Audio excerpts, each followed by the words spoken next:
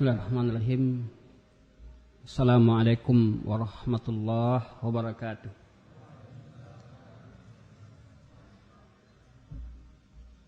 Alhamdulillah hamdan katsiran tayyiban mubarakan fih kama yuhibbu rabbuna wa yardah. Asyhadu an la ilaha illallah wahdahu la syarikalah wa asyhadu anna Muhammadan abduhu wa rasuluhu la nabiyya ba'd. Allahumma salli wa sallim ala nabiyyina Muhammadin wa ala alihi wa sahbihi wa man tabi'ahum bi ihsan ila yaumiddin, amma ba'd. Fa inna asdaqal kalam kalamullah wa khairal hadi hadi Muhammadin sallallahu alaihi wasallam wa syarrul umuri muhdatsatuha wa kullu muhdatsatin bid'ah wa kullu bid'atin dhalalah wa kullu dhalalatin finnar. Masyiral muslimin dan muslimat, ikhwan dan akhwat, terkhusus para talabatul ilmi, anak-anak kami yang kami cintai,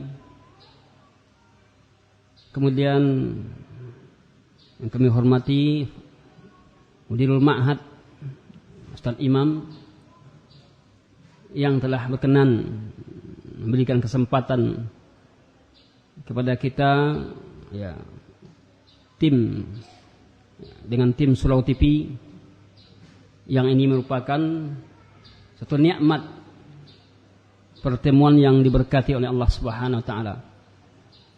Pertemuan yang bertujuan untuk mengkaji kalamullah yang merupakan semulia-mulia kalam. Tidak ada kalam perkataan yang lebih mulia melainkan kalamullah. Inna asdaqal kalam kalamullah. Sebenar-benar kalam adalah kalamullah. Pada kesempatan yang berbahagia ini, insyaallah kita akan melanjutkan sesi yang kedua dari kajian tafsir surat Nuh. Tadi telah kita sampaikan bahwa surat Nuh hanya membahas khusus Nabi Nuh saja, tentang dakwah beliau, problema, permasalahan dakwah beliau, kemudian bagaimana beban-beban dakwah beliau yang beliau kadukan kepada Allah. Karena tidak ada sebaik-baik tempat mengadu melainkan hanya kepada Allah. Dengan adanya ya Rabbi ini da'autu qaumi lailan wa nahara, seraya Nabi Nuh alaihissalam mengadukan dirinya kepada Allah, keluhannya kepada Allah. Kadang-kadang kita mengadu kepada manusia, tapi manusia tidak memberikan solusi terhadap apa yang kita kadukan tadi. Tetapi Allah adalah sebaik-baik tempat mengadu dalam berbagai beban-beban yang kita hadapi. Antum sebagai tulabul ilmi mengadu kepada Allah, ya Allah, kenapa berat bahasa Arab? Bantulah kami, aku hamba-Mu ya Allah. Ya Allah, kenapa berat menghafal Quran ini? Ya, di samping nanti bertanya kepada Ustaz bagaimana trik-trik menghafal Quran, bagaimana trik belajar bahasa Arab, maka pertama kali kaduan kita itu kepada siapa? Kepada Allah. Begitu juga Bapak yang menghadapi problem dalam menjalankan kehidupan. Konon kabarnya sawit murah sekarang. Ya Pak? Sawit murah. Kemana kita mengadu? Kalau ke presiden pun mengadu nak akan tanggapi. Tempat mengadu kita adalah kepada Allah. Sebagaimana Nabi Yakub alaihissalam mengadukan dirinya kepada Allah. Ini asku, sungguhnya aku mengadukan diriku, bathi wa husni ilallah, kesedihanku hanya kepada Allah. Hanya kepada Allah. tempat mengadu yang terbaik. Inilah kita bisa melihat di dalam surat Nuh ini banyak sekali terdapat pelajaran-pelajaran dalam tentang dakwah, ya. Baik dakwah itu tentang sebagai seorang dai, baik tentang kita sebagai seorang muslim, apalagi yang kita amalkan adalah sunnah Nabi. Di saat masyarakat sudah jauh dari sunnah, di saat masyarakat ya bergelimang dengan budaya, tradisi, adat, maka bagaimana sikap kita? Bisa kita ambil ilmu dari surat Nuh ini untuk bisa bertahan dalam mengamalkan ajaran agama. Para ikhwah yang dirahmati dan dimuliakan Allah Subhanahu wa taala.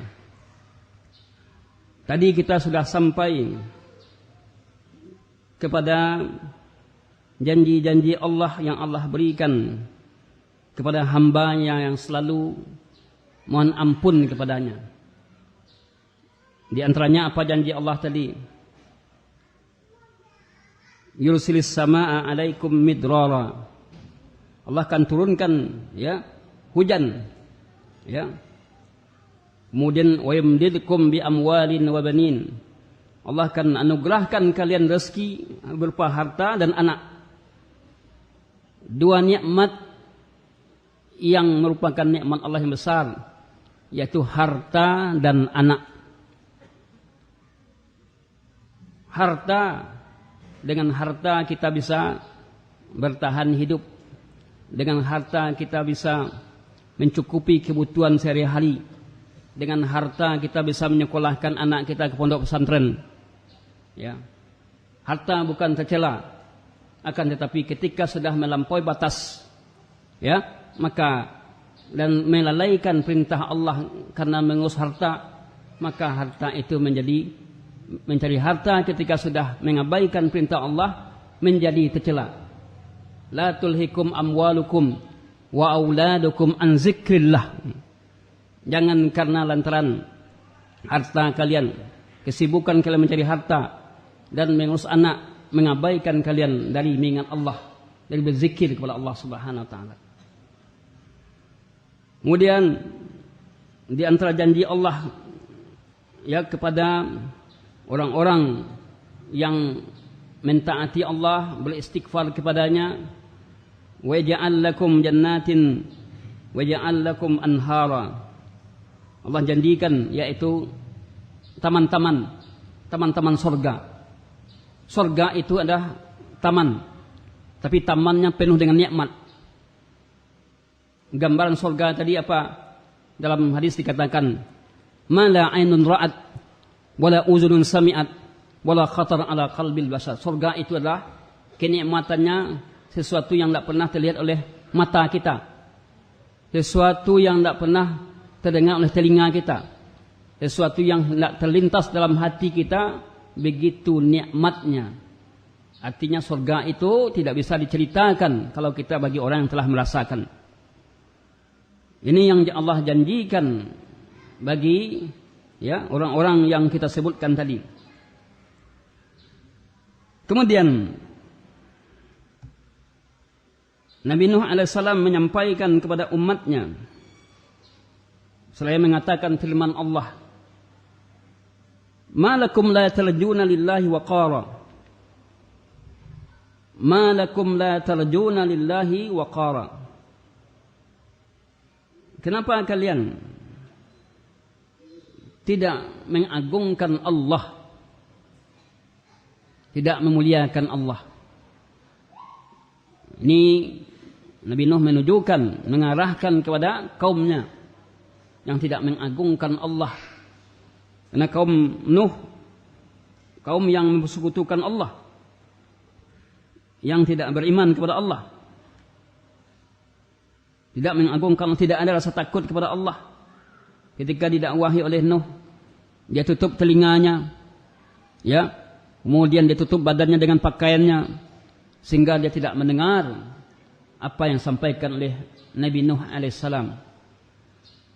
Kalau kita lihat alangkah sedihnya kalau seorang dai mendakwahkan ilmu kepada masyarakat, lalu masyarakatnya mendengar tutup telinga, Gimana rasanya? Tutup telinga. Tapi ini dihadapi oleh Nabi Nuh selama 950 tahun. Bayangkan. Dakwah beliau, dakwah yang panjang. 950 tahun beliau berdakwah. Hanya beberapa orang yang masuk, yang mengikuti ajaran dakwah Nabi Nuh alaihissalam. Ini bukan menunjukkan Islam itu kalah, nak. Ya. Karena umat Nabi Muhammad pun juga demikian.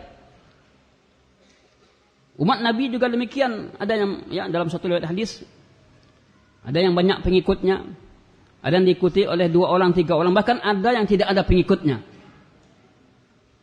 Ada yang tidak ada pengikutnya. Apakah itu dikatakan bahwa dakwahnya tidak benar? Tentu tidak. Dia diuji oleh Allah, diuji keimanannya, diuji kesabarannya. Ahasiban nasu ayyutraku an yaqulu amanna wa hum la yuftanun. Apakah manusia itu dengan mudah mendakwakan dirinya amanna, mengatakan dari mulutnya kami beriman, wa hum la yuftanun, dan mereka belum diuji. Jadi bukti keimanan kita kepada Allah adalah datangnya ujian. Ya. Ikhwatuna fiddin yang dirahmati dan dimuliakan Allah Subhanahu wa taala. Kemudian Nabi Nuh alaihissalam menyebutkan illah, beberapa sebab, ya, mempertanyakan dan mengungkapkan beberapa sebab akan keagungan Allah, akan nikmat-nikmat Allah yang dirasakan oleh manusia. Yang pertama adalah wa qad khalaqakum atwara. Dia Allah menciptakan kalian atwara, mempunyai proses, ya, proses yang panjang. Ciptakan, ya, dari setetes mani kemudian menjadi gumpalan darah, gumpalan daging, ya, kemudian berbentuk janin, kemudian lahir dalam wujud manusia. Proses bahwasanya kalian diciptakan oleh Rabb kalian Allah atwara, mengalami proses atau fase-fase, ya, yang dengan itu menunjukkan keagungan Allah, kekuasaan Allah. Di mana manusia lahir ke dunia ini di atas kelemahan, lemah. Kalau Allah tidak tanamkan rasa kasih sayang, rasa cinta seorang ibu kepada anaknya, niscaya kita tidak akan selamat. Menangis, walaupun seorang ibu itu lelah dan letih, tetap dia akan dahulukan anaknya. Kenapa? Karena Allah menanamkan cinta dan kasih sayang, ya, dari seorang ibu kepada anak. Jadi Allah menciptakan manusia atwara, mempunyai fase-fase dan tahap-tahapan. Demikian juga Allah, ya, mengingatkan, alam tarau kaifa khalaqallahu sab'a samawatin tibaqa.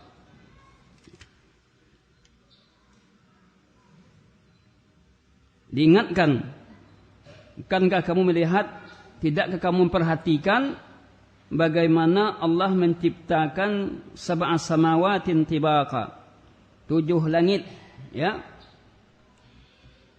tibaqa, berlapis-lapis.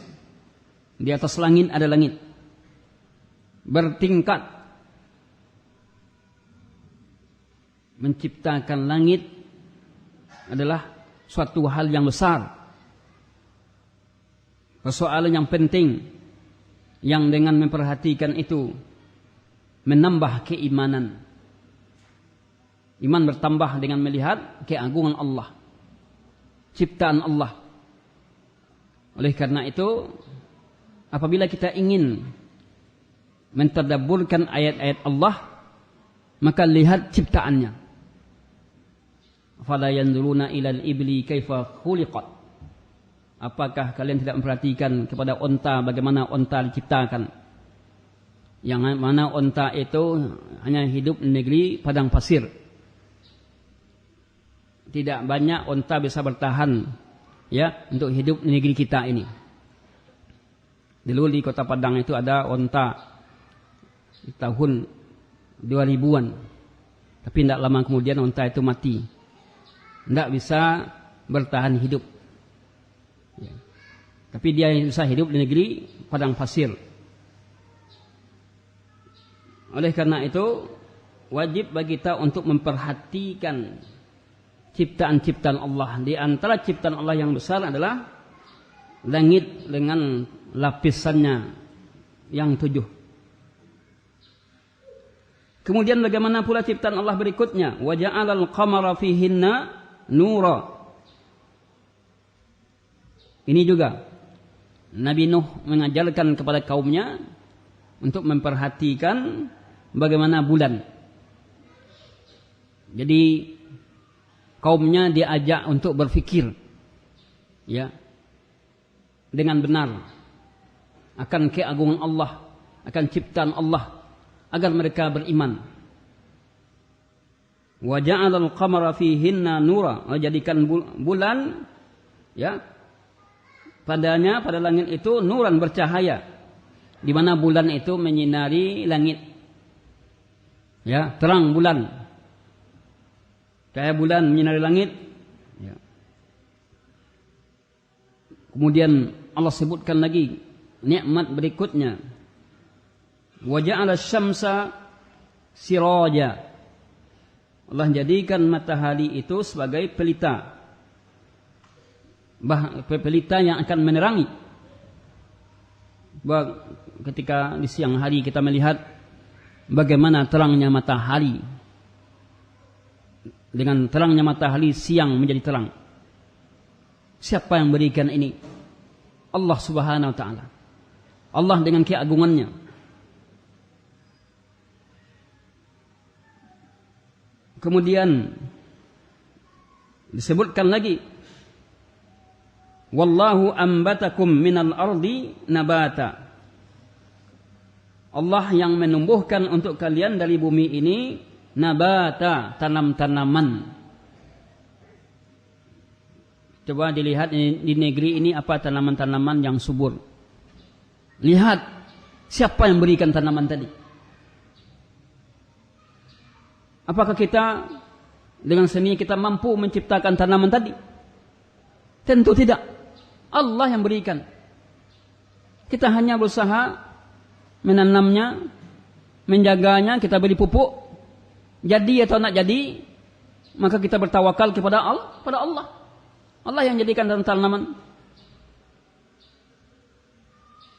Kita banyak kita menikmati tanaman-tanaman, tumbuh-tumbuhan, buah-buahan, makanan ya yang berasal dari tumbuh-tumbuhan. Wallahu ambatakum minal ardi nabata. Id aslukum, di mana asal kalian adalah dari tanah. Wan nutfu aidan, dan juga dari tetesan mani. Makanan al-mukawwan dari tanah. Kemudian Allah ciptakan untuk manusia berbagai macam tanaman-tanaman untuk dia nikmati dalam kehidupan ini. Siapa yang menciptakan? Siapa yang memberikan ini? Dengan memperhatikan ayat ini, insyaallah ta'ala, maka akan bertambah apa? Iman kita. Akan bertambah keyakinan kita, akan bertambah kekuatan akidah kita. Tapi ketika kita tidak memperhatikan keagungan-keagungan Allah, ciptaan-ciptaan Allah, maka manusia jelas berkurang keyakinannya. Semakin tinggi perhatian kita terhadap keagungan Allah, terhadap ciptaan Allah, maka akan semakin kuat iman kita. Makin kuat iman kita.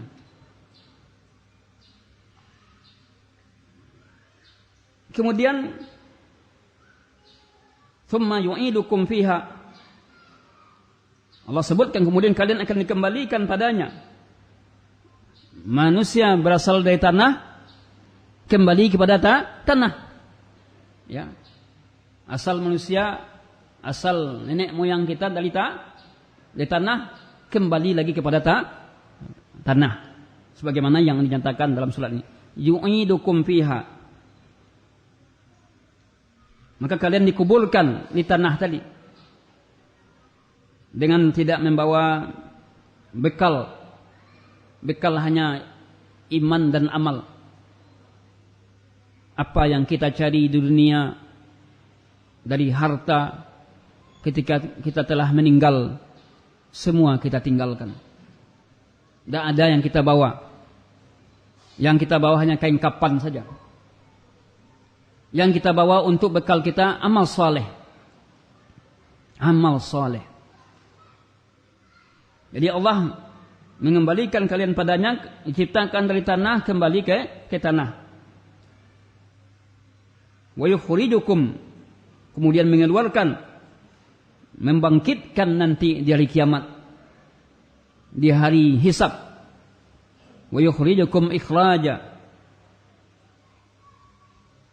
Kehidupan yang kita lalui ini, di dunia kehidupan kita ada satu kehidupan, ada lagi setelah kehidupan dunia, kehidupan ya di alam barzah. Ini juga kehidupan. Lah alam barzah adalah kehidupan akhirat. Oleh karena itu, dunia ini bukan akhir dari kehidupan kita. Ya. Bukan akhir. Tapi ada kehidupan kita yang kedua, kehidupan di alam barzah. Namun dunia ini adalah kehidupan kita untuk beribadah dan beramal saleh. Kalau sudah mati kita tidak ada waktu, tidak ada tempat untuk beribadah lagi. Kalau kita ingin sukses di akhirat, maka berletih dan berlelahlah kita di dunia. Dengan apa? Dengan mengajar, dengan meraih keuntungan akhirat, dengan beramal saleh, dengan beribadah. Kita bekali diri kita dengan ilmu seperti saat ini. Kemudian ilmu ini kita amalkan. Terus kita tambah ilmu kita. Kita amalkan, tambah ilmu kita, amalkan. Begitu seterusnya. InsyaAllah kehidupan kita akan baik.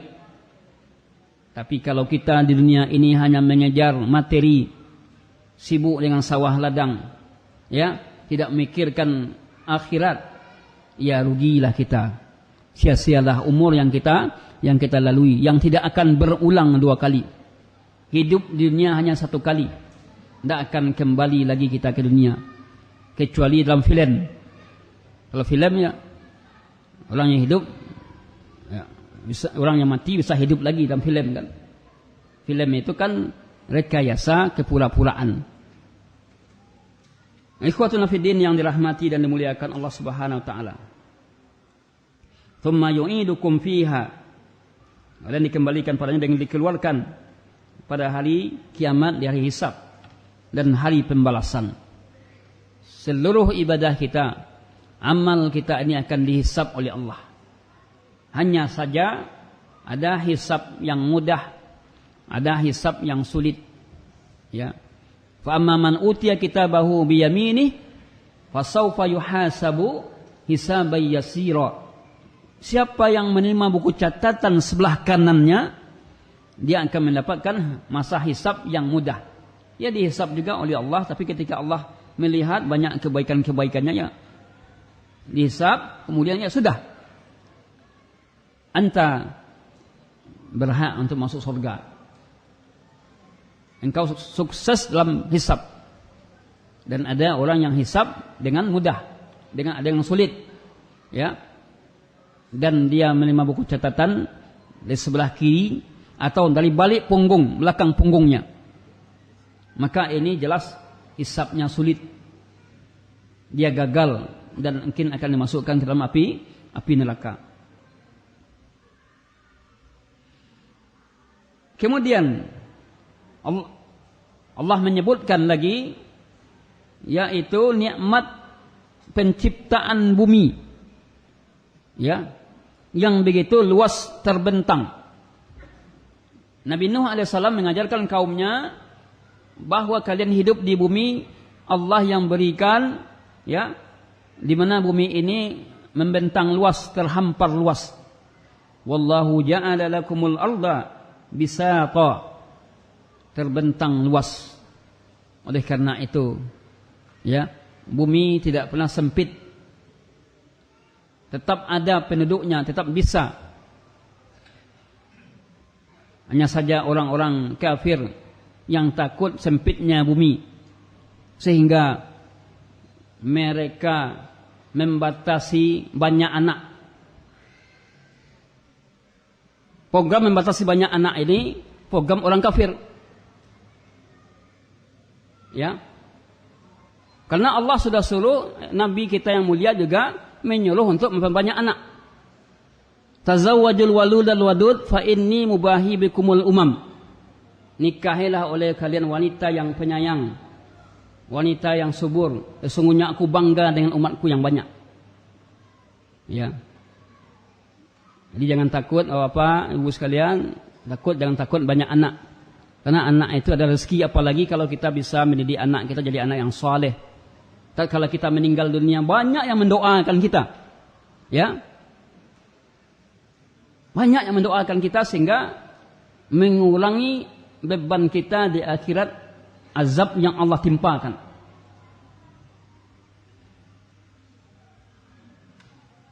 Jadi Allah ciptakan bumi begitu luasnya, sehingga luasnya bumi ini mampu manusia bertahan untuk hidup, ya, dan berusaha untuk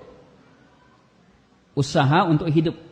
Dan Allah pun juga menyediakan fasilitas hidup, ya, tanam-tanaman, tumbuh-tumbuhan. Allah ciptakan akal kepada manusia agar manusia itu bisa mencari kehidupan. Ada fasilitasnya, tinggal manusia itu berusaha atau tidak.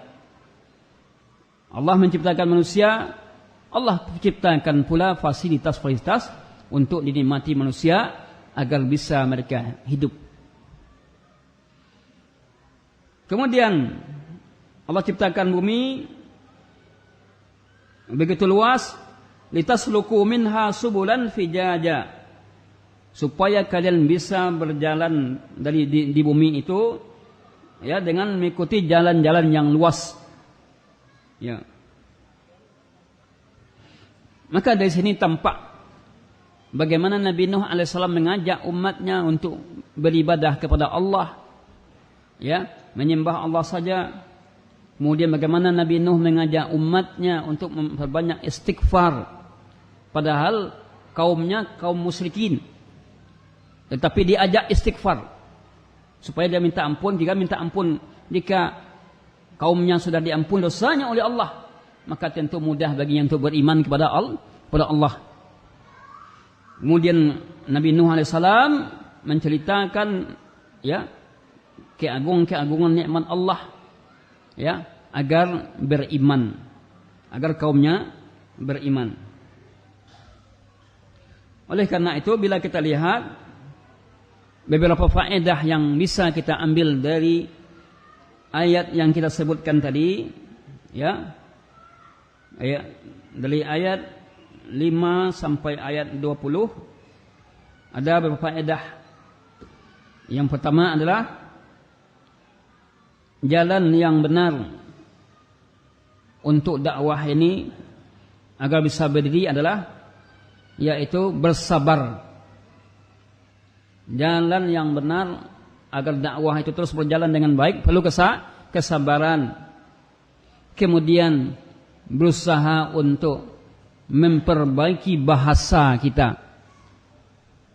Adakah Nabi Nuh mencela kaumnya? Tidak ada. Tidak ada dia. Kaum yang jahat. Tidak ada. Tapi lihat bagaimana bahasa tutur kata Nabi Nuh yang menyampaikan firman Allah dengan santun. Begitu juga kita dalam berdakwah. Jangan langsung mengkafirkan orang.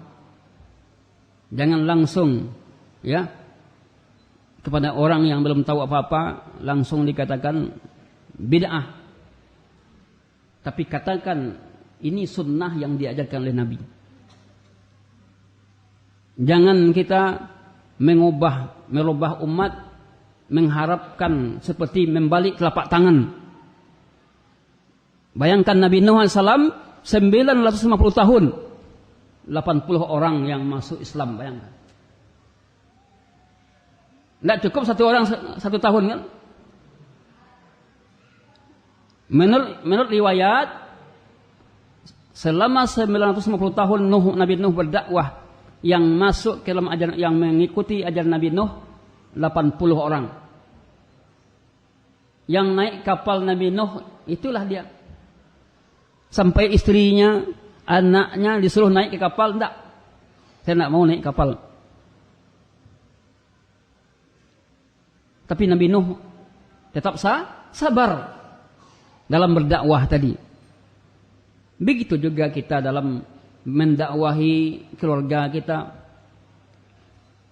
istri, anak, famili, perlu bersabar. Karena hidayah itu di tangan Allah. Al-hidayatu biyadillah. Hidayah itu di tangan Allah.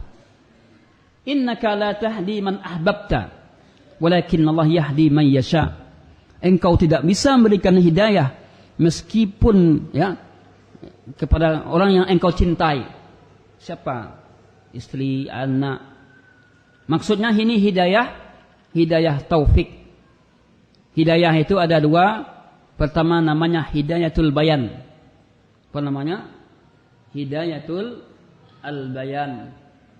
Apa itu hidayah bayan? Pemberian ilmu, pemberian materi. Contoh, hari ini Ustadz memberikan hidayah bayan atau hidayah irsyad. Ini halal, ini haram, ini hak, ini batil. Kemudian diuraikan hadis-hadisnya. Maka ini namanya hidayah al-bayan. Yang kedua, hidayah taufik. Apa namanya? Hidayah taufik. Hidayah taufik inilah hidayah yang sebenarnya. Mungkin dia tahu ketika dikatakan sunnah, tapi dia tidak mendapatkan taufik Allah, tidak mau mengamalkannya, berarti dia tidak dapat hidayah taufik. Contoh, paman Nabi Abu Talib, ketika diajak dia masuk Islam, dia tahu tentang Islam tadi. Buktinya apa? Abu Talib membela Nabi SAW dari serangan orang kafir. Makanya ketika meninggal Abu Talib, Nabi sangat bersedih. Orang yang selama ini membela dakwahnya telah tiada.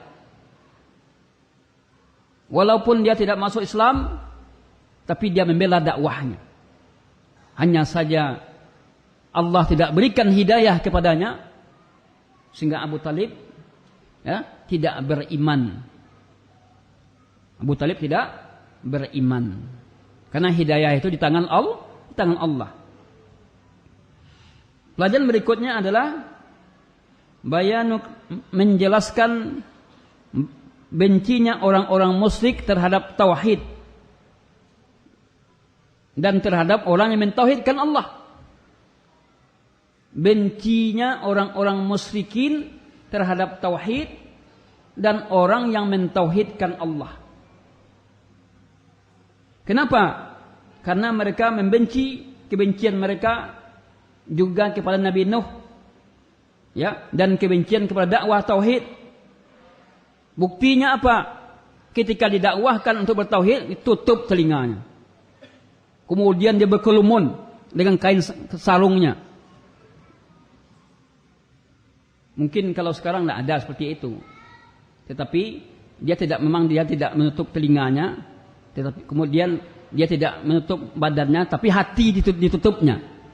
Ya. Kalau sudah hati yang terkunci, yang tertutup, maka ini repot. Karena sumber kebaikan dan keburukan itu letaknya di mana? Di hati. Hati itu menjadi raja dalam hidup kita. Jadi orang musyrikin benci kepada tauhid dan kepada orang yang mentauhidkan Allah. Sehingga mereka tidak mau mendengar, bahkan mereka menyombongkan diri. Namun demikian juga orang-orang fasikin, sebagian orang-orang fasik juga benci dakwah tauhid. Ya. Sehingga dakwah salaf yang merupakan intinya dakwah tauhid dibenci oleh orang-orang yang anti tauhid. Karena apabila dakwah tauhid ini tegak dengan benar, fa insyaallah Allah akan amankan negeri kita ini. Alladzina amanu wa lam yalbisu imanahum bizulmin ulaika lahumul amnu wa hum muhtadun. Orang-orang yang beriman dan mereka tidak mencampur adukkan iman mereka dengan kezaliman, apa kata Allah? Ulaika lahumul amnu. Mereka itu akan mendapatkan rasa aman. Wahum muhtadun. Kezaliman ini apa maksudnya? Asyirik. Orang yang tidak mencampur adukkan imannya dengan kesyirikan, dia beriman, dia murni dalam keimanan. Apa contoh orang mencampur adukkan? Salat jalan juga, puasa jalan juga, datang ke dukun jalan juga. Ini campur aduk. Ya, meminta-minta ke tukang tenung jalan juga. Berdoa ke kuburan-kuburan orang-orang saleh, meminta ke situ jalan juga. Berarti mencampur adukkan iman dengan apa? Kesyirikan. Kalau mereka mencampur adukkan iman dengan kesyirikan, tidak akan mendapatkan rasa aman. Oleh karena itu, ahlus syirki, orang-orang yang berbuat dengan kesyirikan dan senang berbuat kesyirikan, sering tidak nyaman. Sering tidak nyaman. Ya. Contohnya kalau dia berdagang, lalu ada pedagang baru datang. Lalu sejak ada pedagang baru itu, dagang saya tidak laku lagi katanya. Sejak ada pedagang baru tadi kan, sejak ada. Berarti apa? Ketidaknyamanannya. Akhirnya apa? Timbul hasad. Kalau begitu saya mintalah jalan melalui jalan batin. Apa jalan batinnya? Datang ke dukun tukang tenung ya untuk meminta ya guna-guna kepada saudara pedagang baru tadi. Ini jadi orang-orang yang suka kesyirikan itu hatinya tidak nyaman. Tapi kalau orang bertauhid nyaman. Ya, itu sudah rezeki kita. Tidak ada masalah. Apapun yang dihadap, apapun yang dirasakannya, dia nyaman. Kenapa? Andai kata rezekinya berkurang gara-gara ada orang lain, dia beriman kepada apa? Takdir, qada dan qadar. Tidak ada yang dikeluhkannya. Inilah orang-orang mukmin yang beriman tadi. Tapi kalau ahlus syirki, orang yang suka berbuat syirik, tidak akan nyaman dalam kehidupan. Banyak musuhnya. Banyak musuhnya. Pelajaran yang ketiga di antara ayat tadi, ayat 5 sampai ayat 20 tadi, isti'malul hikmah fid dakwah. Wajib menggunakan hikmah dalam berdakwah. Ya. Karena Nabi Nuh alaihissalam ketika melihat kaumnya mencintai dunia, maka Nabi Nuh memberikan petunjuk kepadanya untuk istighfar. Supaya apa? Supaya liyahsula lahum, supaya mendapatkan harta dan anak. Padahal Nabi Nuh alaihissalam kaumnya itu musyrikin. Nabi Nuh ajak kepada tauhid, kemudian Nabi Nuh mengajaknya untuk istighfar. Hikmah, perbanyak ampunan. Begitu juga kita sebagai seorang dai atau seorang muslim, di dalam mengajak orang lain kepada Islam, kepada sunnah, maka kita ajak dengan hikmah. Kenapa jenggotnya dipanjangkan ini? Ini kalau ada yang bertanya kan,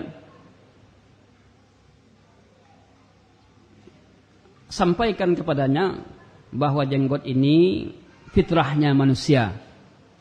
Bapak sama dengan saya, bapak berjenggot juga, saya berjenggot juga. Bedanya apa? Jenggot saya biarkan, bapak cukur jenggot bapak.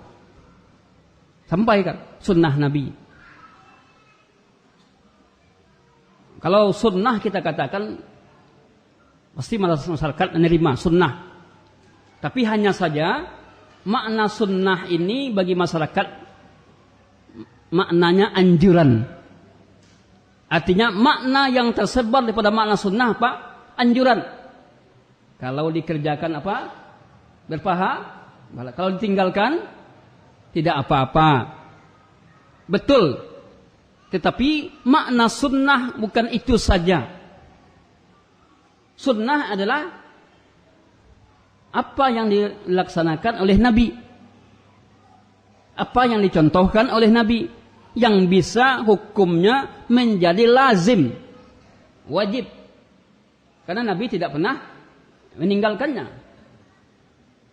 Dan ada kalanya sunnah itu maknanya atau hukumnya anjuran. Ya seperti apa? Salat rawatib, tahiyatul masjid, ini sunnah. Sunat. Ya. Namun makna sunnah itu lebih luas daripada makna sunat yang dianggap oleh masyarakat. Kalimat sunnah yang tersebar oleh masyarakat sekarang ini adalah sunnah menurut ahli fikih. Ini apa makna sunnah menurut ahli fikih? Apabila dilakukan berpahala, ditinggalkan tidak berdosa. Kan itu yang tersebar. Jadi kalau sunnah ya tinggalkan aja kan tidak apa-apa. Sunnah itu maknanya luas. Jadi perlu kita hikmah dalam berdakwah atau mengajak orang untuk menyampaikan kebenaran. Jika kita tidak mampu untuk bicara, maka kita dakwahlah dengan apa? Bilhal, dengan mencontohkan. Ya, contoh kalau ada orang lain kita tegur, kita sapa. Sama muslim kita sapa, kita tegur. Ya. Kalau ibu-ibu yang tua pun kita tegur. Karena orang kita ini, ya, orang Indonesia memang suka tegur sapa.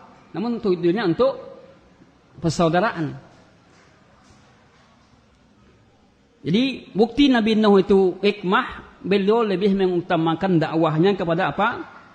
Ajakan untuk mohon ampun kepada Allah. Karena Nabi Nuh kaumnya cinta dunia. Kenapa mereka tidak mengikuti dakwah Nabi Nuh? Karena yang ikut dakwah Nabi Nuh itu orang miskin. Kata orang Padang, orang Bansai. Ya. Yang mengikuti dakwah Nabi Nuh banyak orang miskin, maka mereka tidak suka. Kenapa mereka tidak suka? Karena kaumnya itu cinta dunia. Dan inilah penyakit umat terbesar saat ini, hubbud dunya wa karahatul maut. Dua penyakit manusia terbesar saat ini yang menghalanginya beribadah kepada Allah. Apa itu? Hubbud dunya. Yang kedua, takut mati. Kenapa anda ikut kajian, Pak? Saya sudah jarang melihat Bapak ikut kajian. Oh, saya sibuk di pasar. Kan masalah mencari rezeki adalah masalah dunia. Kalau ibu-ibu ditanya, kenapa anda belajar tahsin lagi? Susah, anak sering menangis. Anak yang disalahkan. Kan mengurus anak juga urusan dunia. Rata-rata yang menyebabkan kita ini lalai, lengah dalam menjalankan agama karena faktor apa? Cinta dunia. Ini penyakit akhir zaman. Ya. Oh, walaupun saya taat, kuat beribadah, tapi rezeki saya tidak bertambah. Jadi seolah-olah mentaati Allah itu tujuannya mendapatkan rezeki. Tidak demikian Bapak Ibu yang dirahmati oleh Allah. Kita taat, kita menjalankan perintah Allah karena sudah merupakan hak Allah yang kita tunaikan. Bukan persoalannya agar kita dapat rezeki yang banyak. Dapat rezeki yang banyak itu adalah nikmat Allah yang Allah berikan. Dan ada kalanya orang diuji oleh kekurangan rezeki. Pelajaran yang keempat dari ayat 1, 5 sampai 10, 20 tadi. Istambata ba'dul salihin, sebagian para orang-orang saleh berkesimpulan, ya, para ulama berkesimpulan dari ayat tadi, anna man kana lahu ragbah fi malin, bahwa orang yang cinta dalam harta atau cinta dalam hal anak, maka fal yukthir minal istighfar, perbanyaklah istighfar. Apabila orang menginginkan harta, kalau dia kekurangan harta, kemudian dia kekurangan anak atau belum punya anak, maka perbanyaklah istighfar berdasarkan ayat ini, ayat tadi. Ya. Fal yuksir min istighfar al-lail wan nahar, siang dan malam. Tidak boleh berhenti dari istighfar. Tidak boleh dia wala yamallu, malas. Niscaya Allah akan berikan dia harta dan anak. Ini persoalannya adalah keyakinan. Ini yang saya katakan pertanyaan seseorang kepada Syekh bin Baz tadi. Ya, seorang yang datang yang sudah lama menikah, kemudian belum Allah karuniai anak. Bagaimana caranya? Saya sudah pergi berobat kemana saja. Maka Syekh menganjurkan, berdasarkan ayat ini Syekh bin Baz menganjurkan untuk memperbanyak mohon ampun kepada Allah, istighfar. Alhamdulillah, tidak lama kemudian belakang beberapa tahun ke depan dia mendatangi Syekh, lalu dia mengucapkan terima kasih kepada Syekh atas nasihat yang telah dia berikan. Alhamdulillah, saya sudah punya beberapa orang anak. Bukan datang ke dukun, bukan datang ke tukang tenung, tetapi perbanyak mohon ampun kepada Allah. Ini berdasarkan ayat tadi. Masuk kita kepada ayat berikutnya. Ayat 21 sampai ayat 24.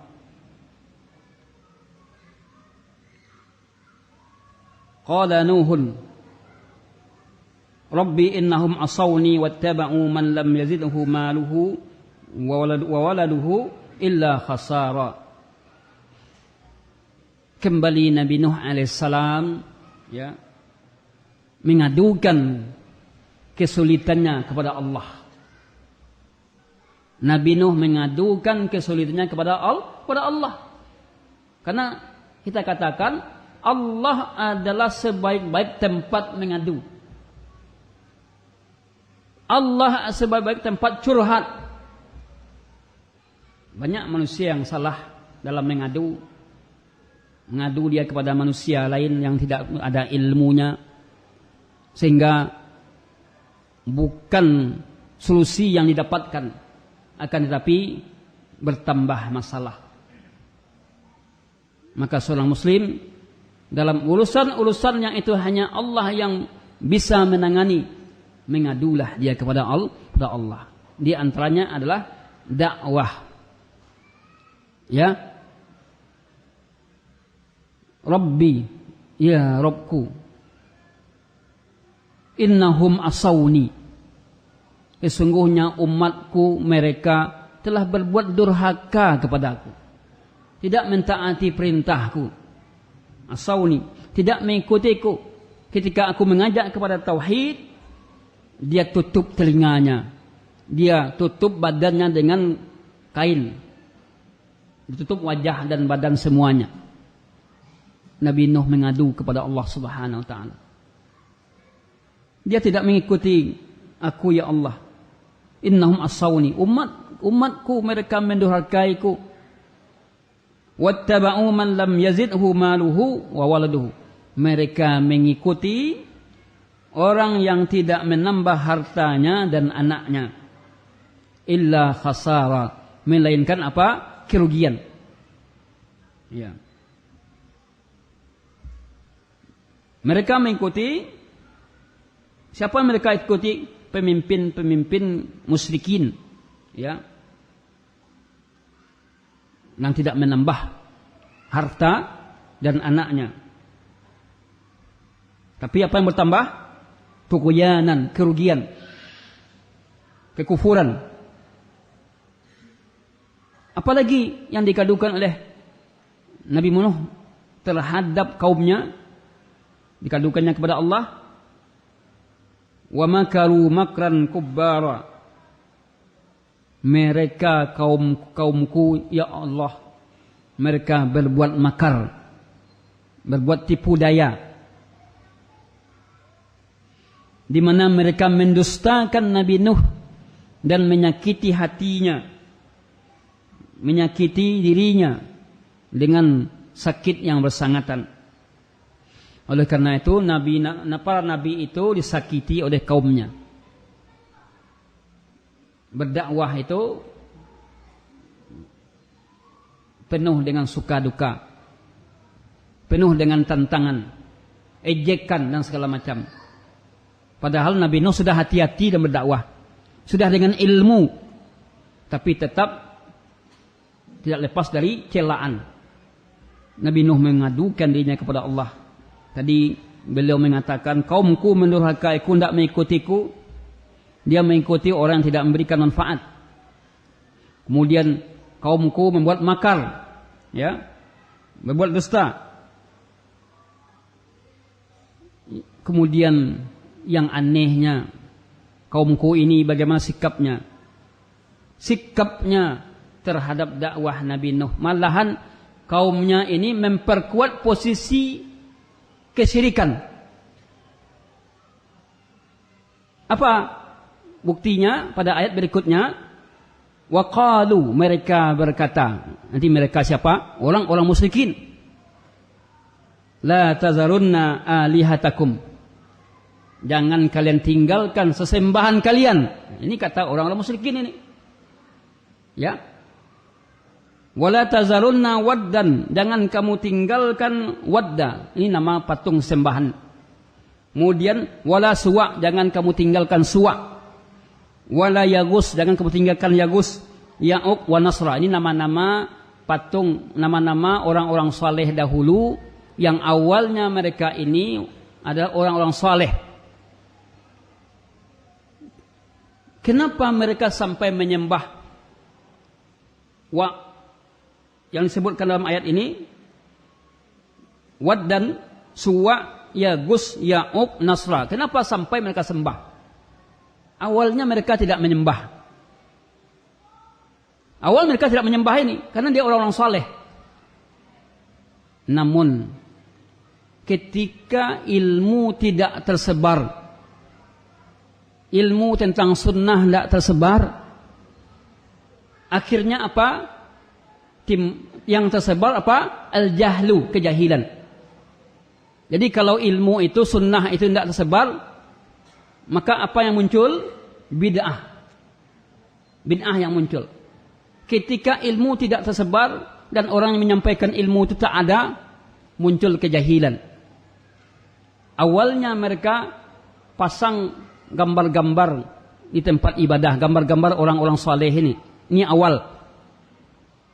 Lalu setan membisikkan ke dalam hati masing-masing pengikut, tak cukup dengan membuat gambarnya, buat patungnya. Dia kan orang-orang saleh. Akhirnya bisikan setan ini mereka ikuti. Mereka buat patung di tempat-tempat ibadah. Awalnya mereka tidak menyembahnya, tetapi ketika melihat patung itu mereka kagum. Ya, contohnya, Masya Allah, ini Syekh ini dulu dia baik sekali dan keramat kan. Setan membisikkan lagi ke hati agar patung ini disembah. Itulah bahayanya.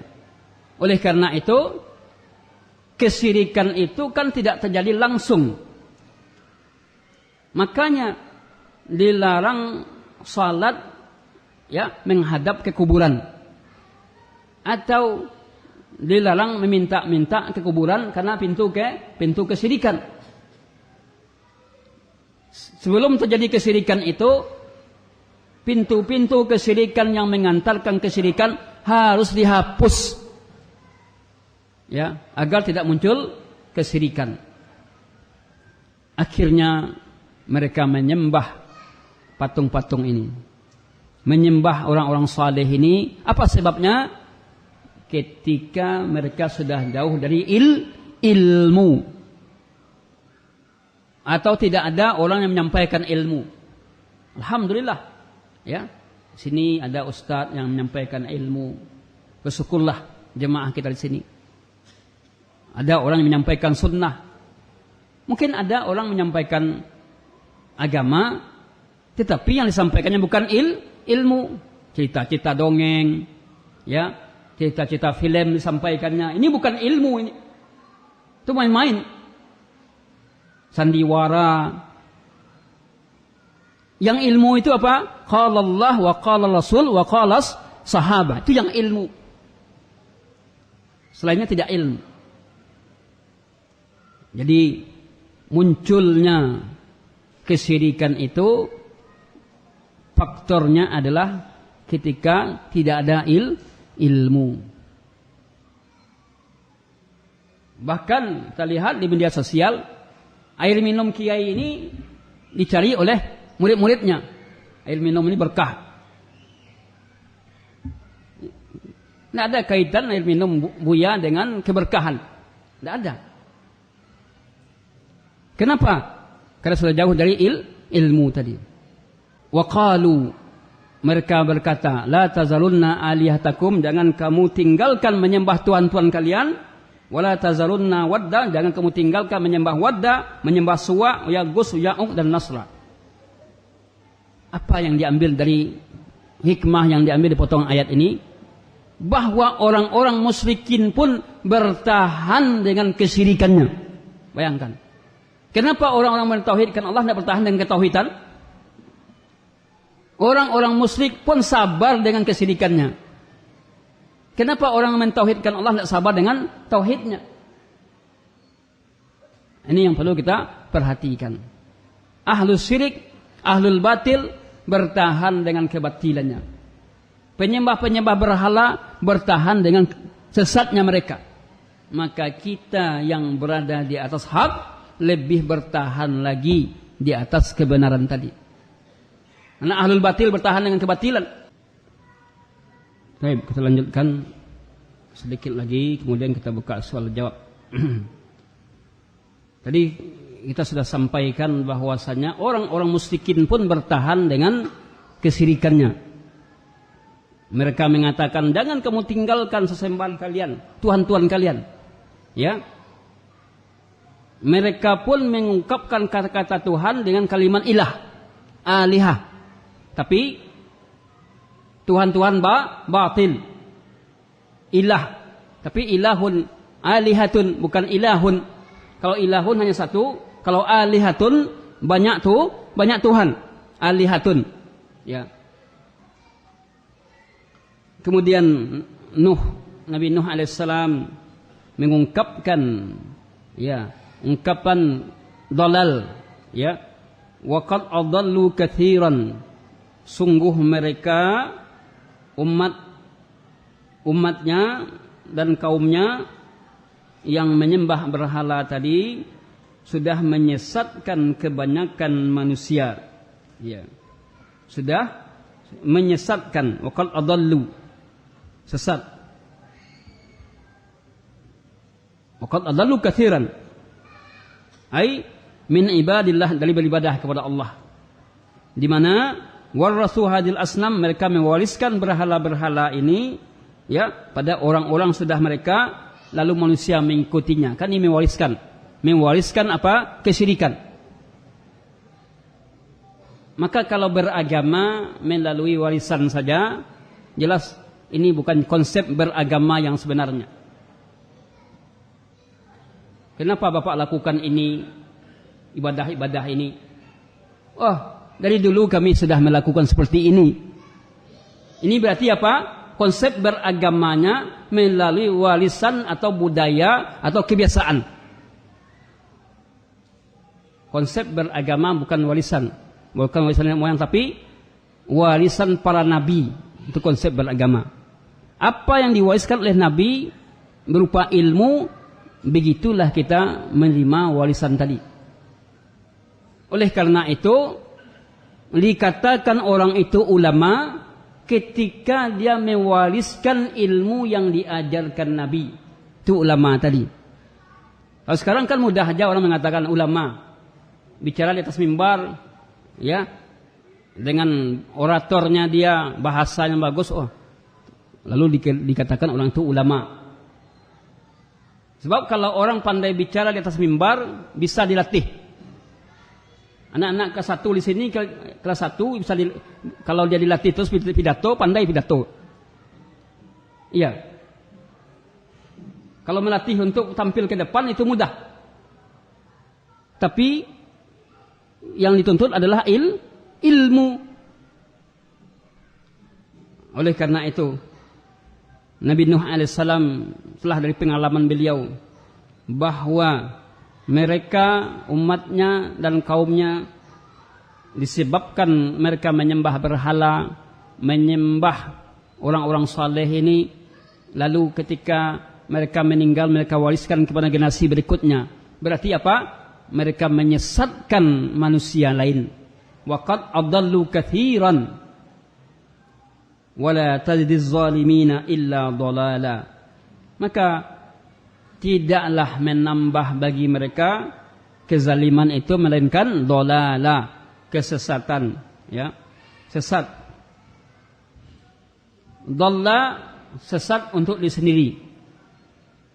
Dhallun, sesat untuk diri sendiri. Kalau mudillun menyesatkan orang lain. Ya, sesat untuk diri sendiri. Kalau mudillun menyesatkan orang lain, ini berbahaya. Kalau seseorang sesat untuk diri sendiri lebih ringan daripada dia sesat juga ikut menyesatkan orang lain. Ini yang tidak dibenarkan dalam agama kita.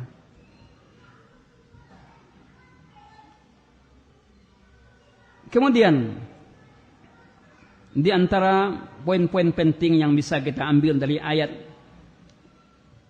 21 sampai 24, di antara faedah yang dapat kita ambil, yang pertama adalah disyariatkan untuk mengadu kepada Allah. Dalam problem yang kita hadapi, kita mengadu kepada Allah. Apakah itu urusan dunia, urusan agama, kita mengadu kepada Allah. Contohnya kalau urusan dunia bagaimana? Wah, ini sudah masuk pula awal bulan. SPP anak nang kali pikiran gua. Nah, uang belanja anak kan urusan dunia itu. Sementara kakaknya juga akan masuk pondok juga, kan gitu. Apa yang kita lakukan? Ngadu kepada Allah, ya Allah. Ya, beban hamba-Mu semakin berat. Bantulah ya Allah. Hamba mohon bantuan-Mu ya Allah. Tidak ada yang bisa membantu-Mu kecuali hanya-Mu ya Allah. Mengadu kita kepada Allah dulu. Jangan minta diskon ke mudir. Minta diskon ke mudir. Ngadu dulu kepada Allah. Ya, Dia yang mendatangkan rezeki kita. Bisa jadi setelah mengadu itu tiba-tiba ada orang datang. Rezeki yang tidak disangka-sangka datang. Namun dalam pengaduan kita kepada Allah tidak boleh mencela, menjelekkan, tidak boleh. Pelajaran yang kedua dari ayat tadi menjelaskan bahwa orang-orang kecil, para fuqara, para orang miskin, mereka rata-rata mengikuti para pemimpin dan orang-orang kaya dan orang-orang yang punya kedudukan. Ini banyak masyarakat umum yang hidup mereka rendah, kemudian mereka jauh dari ilmu, rata-rata mereka melihat itu kepada orang-orang berpangkat, orang kaya, ya, orang-orang punya kedudukan, sehingga ketika yang masuk Islam itu atau yang mentauhidkan Allah itu orang-orang miskin seperti dia, tidak mau dia. Ini yang terjadi pada Nabi Nuh alaihissalam. Yang mengikuti dakwah Nabi Nuh itu banyak orang miskin, sehingga mereka tidak tertarik. Oleh karena itu ini adalah anggapan yang salah. Pelajaran berikutnya adalah annal makra, bahwa sikap makar, ya, sebagaimana ini sikap ini ada pada orang Islam, orang kafir juga berbuat makar. Orang kafir juga berbuat makar, orang muslim juga buat makar, menipu kaum muslimin, menyakiti mereka, mentertawakan mereka, melemahkan mental kaum muslimin. Ini makar. Oleh karena itu, para dukun, apa makarnya? Menakut-nakuti kaum muslimin. Kalau sudah takut, maka akan muncul penyakit. Ya, jangan nanti kamu dikerjakan oleh dukun ini, nanti nggak tidur kamu semalam. Ya, jadi jalan di antara makar para dukun untuk merusak akidah kaum muslimin yang lainnya adalah atau akidah masyarakat dengan menakut-nakuti. Itu makar. Menakut-nakuti. Pelajaran berikutnya adalah annal musyrikin, bahwa orang-orang musyrik, ya, disebabkan sesatnya mereka juga mengungkapkan kata-kata alihatun kepada Tuhan mereka. Alihah, mufradnya, tunggalnya ilahun, satu Tuhan. Tapi kalau banyak Tuhan, apa bahasa Arabnya? Alihatun. Mereka juga mengatakan Tuhan itu ilah, tapi bukan ilahun wahid, alihatun, yaitu banyak Tuhan. Mereka tidak mengakui ilahun wahidun, tapi mereka adalah alihatun, Tuhan-Tuhan, ya. Kepada orang yang menyembah berhala mereka, maka berhala mereka anggap juga alihatun, Tuhan-Tuhan yang mereka sembah. Tetapi alihatun ini Tuhan-Tuhan yang batil. Kita hanya ilahun wahidun, bukan alihatun. Kalau alihatun banyak Tuhan, ya, ilahun wahidun. Orang yang bertauhid hanya menyembah ilahun wahidun, ilah yang satu. Pelajaran yang kelima adalah disyariatkan mendoakan, ya, celaka kepada orang zalim ketika sudah tidak ada jalan lain, ya, dari menunjuki mereka. Doa ada dua. Doa itu ada dua jenis. Pertama, ad-doa ala, mendoakan celaka. Itu doa juga namanya. Contohnya seorang agar si fulan itu mati dalam kesesatan, ini kan mendoa. Itu doa apa namanya itu? Doa celaka. Seperti kita mendoakan orang kafir, itu doa celaka. Yang kedua, ad-du'a'u lahu atau lahum. Tapi kalau kalimat doa itu pakai Allah, ada Allah, huruf jar Allah, ini doa celaka namanya. Kalau doa itu dalam bahasa Arab pakai lahu, lahum, ini doa kebaikan. Ad-du'a lil muslim wal mu'min, mendoakan kaum muslimin, memakai huruf jar li. Doa kebaikan, ya, doa keburukan. Siapa yang boleh didoakan doa keburukan? Al-kafirun, az-zalimun, al-fasiqun. Siapa yang boleh didoakan untuk kebaikan? Al-mu'minun, al-muslim, al-mu'min. Jadi doa itu ada dua. Ini sebagaimana yang dilakukan Nabi Nuh alaihissalam. Nabi Nuh mendoakan celaka terhadap kaumnya yang sudah menyesatkan orang banyak, ya. Waqad adallu katsiran, sungguh mereka sudah, ya, adallu katsiran, menyesatkan orang banyak. Wala tajidiz zalimina illa dhalala. Maka kita boleh, kalau ada orang menzalimi kita, harta kita diambil tanpa hak, boleh nak kita mendoakan celaka kepadanya? Boleh. Kalau dia zalim, ya. Contohnya, dia berhutang, uangnya ada, kita lihat orangnya mewah, tapi tidak mau bayar hutang, hutangnya sudah janji-janji saja. Lalu kita butuh, lalu dia menjawab, tidak ada untuk membayarnya, padahal kita tahu dia mampu. Maka sikap seperti ini boleh kita mendoakan celaka agar hartanya, contohnya ya supaya Allah tidak berikan keberkahan dari hartanya tadi.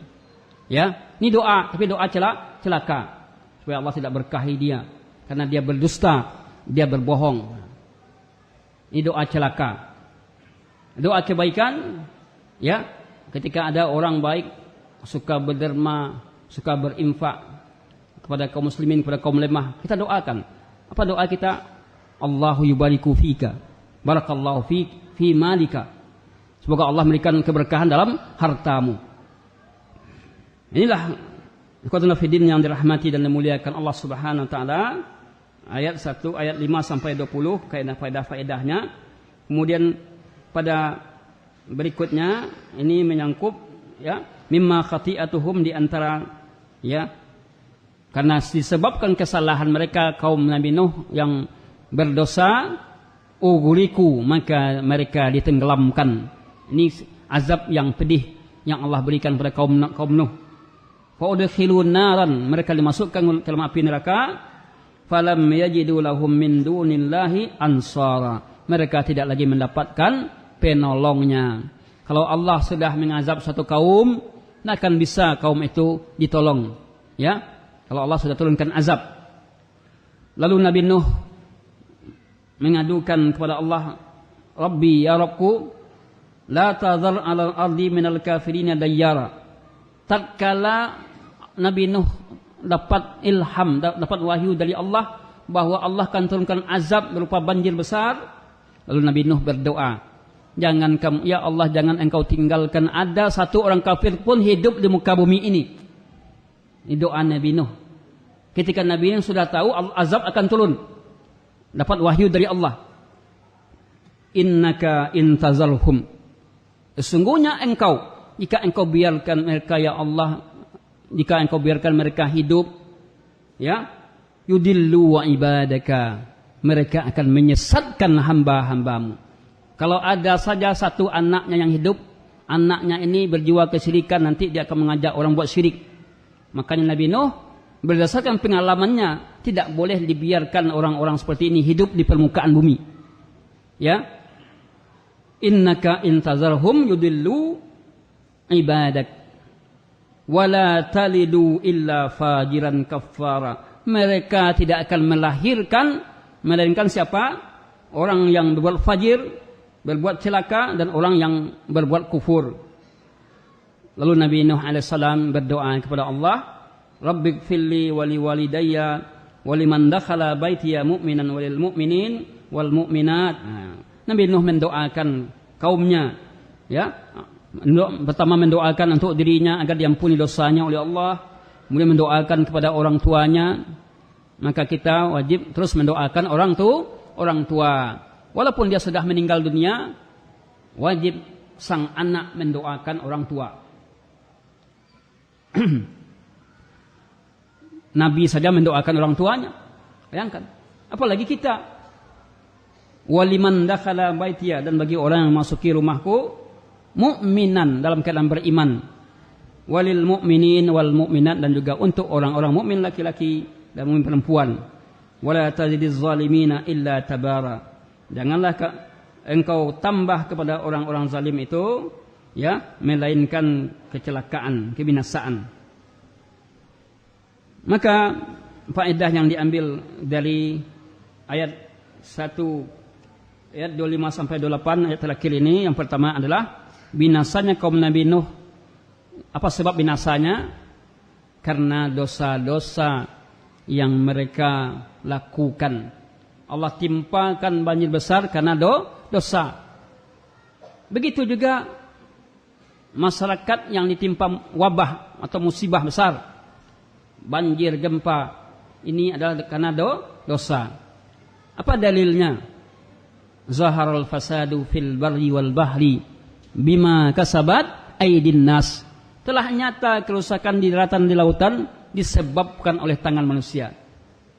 Kan banyak orang ahli-ahli ilmu mengatakan gempa itu bukan karena sebab dosa, tapi adanya lempeng-lempengan yang bermasalah. Allah sudah jelas mengatakan telah nyata kerusakan di darat dan di laut oleh sebab ulah tangan manusia. Maka Allah katakan, maka hendaklah mereka merasakan sebagian dari apa yang mereka lakukan tadi. Allah timpakan azab kepada kaum Nuh karena dosa. Apa dalilnya? Mimma khati'atihim. Ini pada ayat 25. Mimma khati'atihim ugriku fa'udkhilu. Pelajaran yang kedua adalah takriru azabul qabri, menetapkan azab kubur pada kaum Nuh. In ugriku hatta adkhulun naran.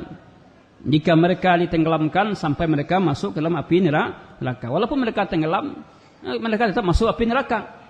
Ya, tetap diazab dalam kubur. Pelajaran yang ketiga adalah disyariatkan berdoa, mendoakan celaka kepada orang zalim, orang kafir, orang mujrimin, para pembuat dosa. Doa celaka kepada mereka. Pelajaran yang keempat, disyariatkan mendoakan kebaikan kepada siapa?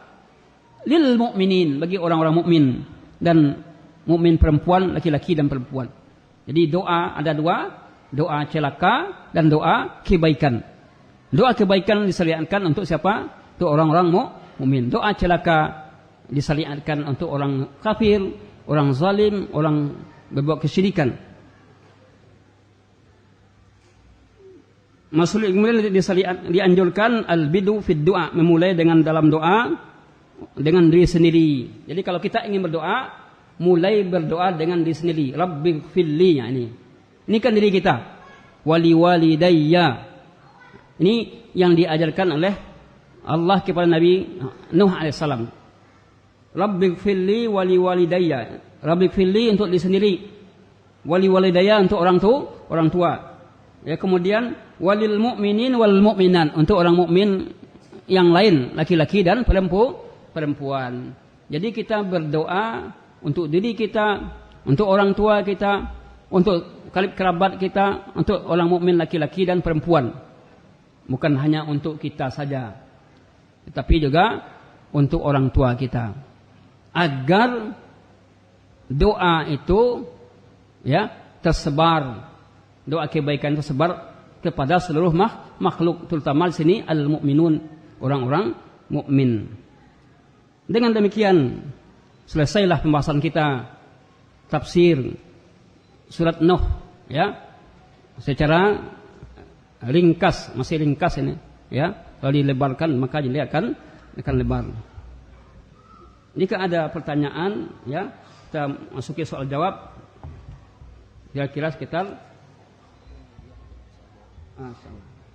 baik, panitia memberikan, ya, bapak kita memberikan hadiah untuk soal jawab.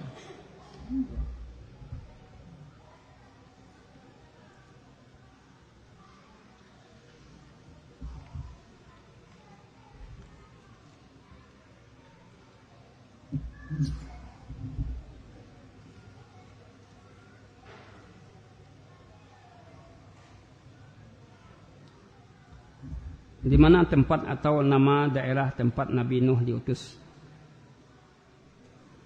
Ya. Tolong nasihatnya bagi kami para penuntut ilmu agar senantiasa istiqamah dalam menghadiri majelis ilmu. Ya.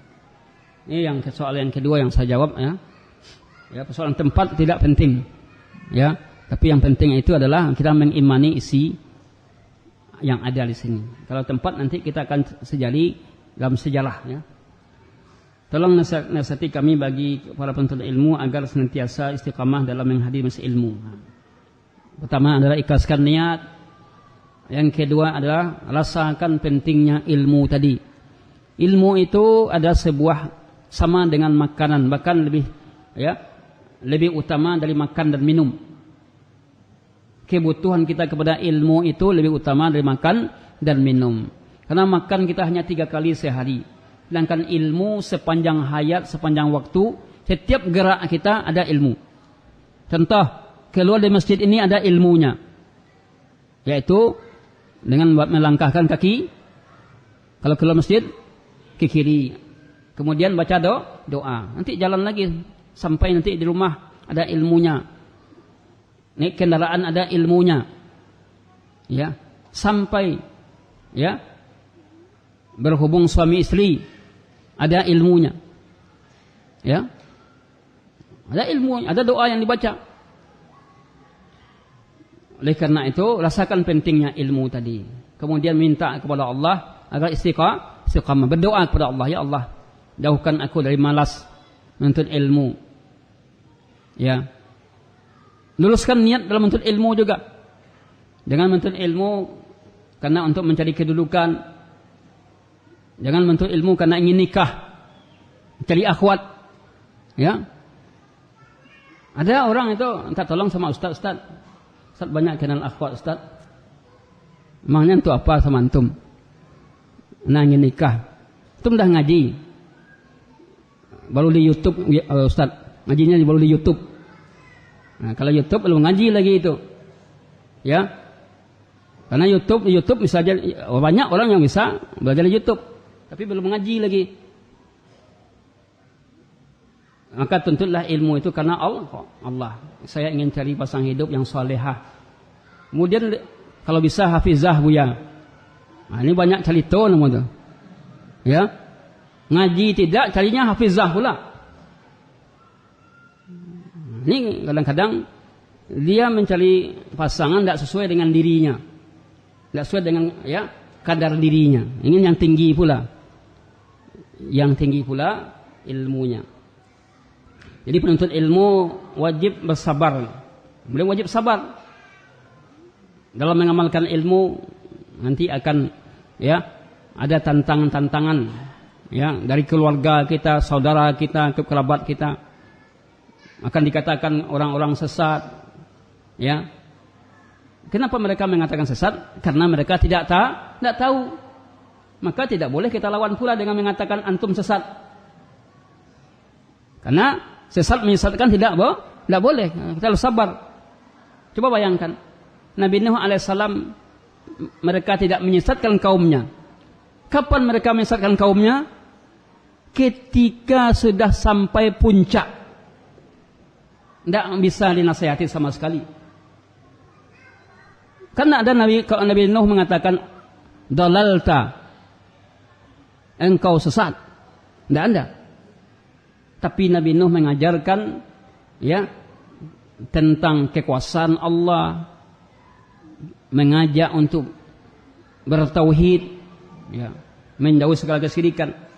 Soal dari pertanyaan saya akan tanya siapa yang bisa menjawab, ya. Jelaskan sesembahan orang-orang saleh yang disembah ya oleh kaum Nuh. Yang asalnya mereka orang saleh, siapa saja mereka? Ya. Tadi yang belum lagi ya. Nah. Ya. Siapa mereka? Ya, ahsanta. Kelas berapa? Soal berikutnya, alam tarau kaifa khalaqallahu as-sab'a samawatin tibaqa. Apa maknanya ini? Alam tarau, kepada apa Nabi Nuh mengajak ini? Apa ajakannya? Ada yang tahu? Ya. Memperhatikan langit yang ya berlapis-lapis. Ahsanta. Fadal. Memperhatikan ciptaan Allah, yaitu langit yang berlapis. Syukran. Kemudian apa perkataan orang kafir terhadap mereka, ajakan mereka untuk mempertahankan Tuhan-Tuhan mereka? Apa katanya tadi? Jangan kalian tinggalkan sembahan jin, sembahan ya. Lanjutkan. Jangan kalian tinggalkan menyembah Menyembah apa? Para ya, menyembah tuan-tuan kalian. Nah, ini perkataan ya pemimpin mereka untuk mengajak tidak meninggalkan sesembahan Tuhan-Tuhan. Baik. Fadal. Apa pasai-pasai kehidupan manusia? Santa. Pasai-pasai tahapan kehidupan manusia ya.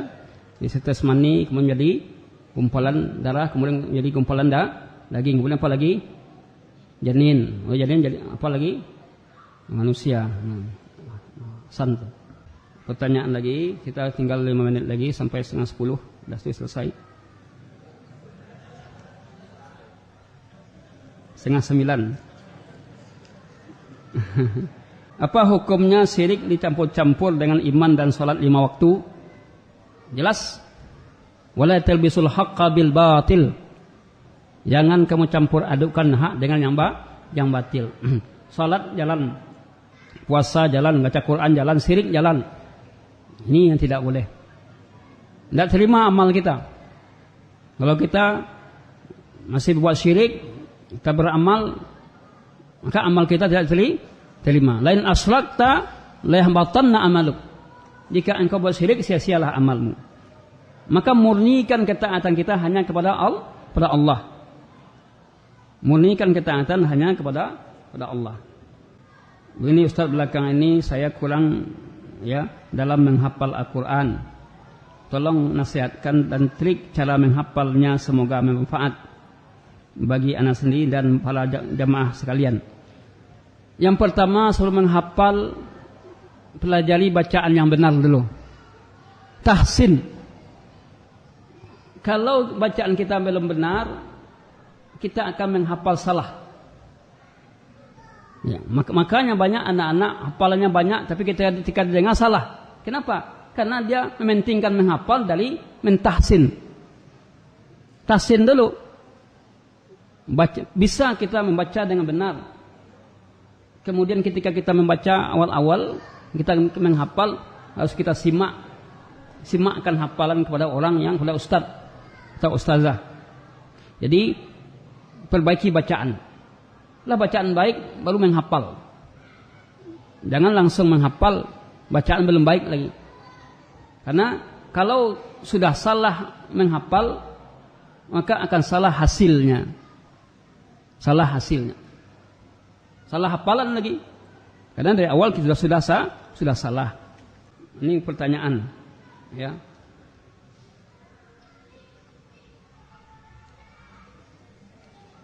Doa terbagi 2.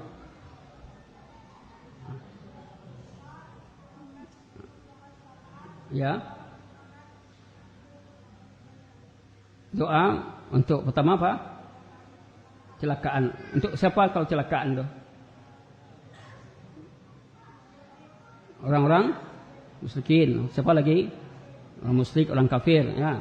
Kalau untuk doa kebaikan, muslimin, ahsanta. Dalam berdoa ada tahap-tahap yang mesti yang diuraikan. Ada tahapnya, ya, rentetannya. Silakan. Ya, antum. Doa sendiri, kemudian orang tua, kemudian ya, ahsanta. Insyaallah pintar-pintaran anak ustaz. So, jadi ulama. Tidak semua pertanyaan bisa dijawab, ya. Insyaallah pertanyaan-pertanyaan yang belum dijawab bisa dijawab oleh Ustaz Imam nanti, ya. Atau kalau ingin bertanya, silakan bertanya melalui WA kepada Ustaz juga bisa. Karena ada penanya, ya, Ustaz, apa hukumnya ini? Lalu ditulis balas di belakangnya BLS. Ini tidak boleh, tidak beradab. Kalau antum bertanya kepada Ustaz dan di media sosial, di WA, kalau tidak balas jangan marah. Ada kalanya Ustaz sibuk, tidak bisa membalas pertanyaan. Ada kalanya WA antum belum terbaca, Ada kalanya ustaz nak punya paket. Bisa terjadi. Jadi jangan salahkan ustaz, tapi berusahalah. Saya biasanya kalau tidak sibuk, biasanya dijawab walaupun kadang-kadang terlambat menjawabnya. Demikian saja yang bisa saya sampaikan, mudah bermanfaat, menambah ilmu kita semua, dapat pencerahan kita melalui mengkaji dan mempelajari ya surat Nuh yang berisikan intisari dakwah Islam yang tercermin dalam dakwah Nabi Nuh alaihissalam, bagaimana tentang beliau, bagaimana beliau mengadu kepada Allah, bagaimana sabarnya beliau dalam dakwah. Bayangkan dakwah beliau bukan 10 tahun, bukan 20 tahun, bukan 30 tahun, 950 tahun, hanya 80 orang yang ikut. Tidak cukup 1 dalam 1 tahun, malah 80 orang. Apakah Nabi Nuh gagal? Tidak. Tapi itu ujian yang dihadapi oleh Nabi Nuh alaihissalam. Wa sallallahu ala nabiyyina Muhammadin wa ala alihi wa sahbihi wa akhiru da'wana alhamdulillahi rabbil alamin. Assalamualaikum warahmatullahi wabarakatuh.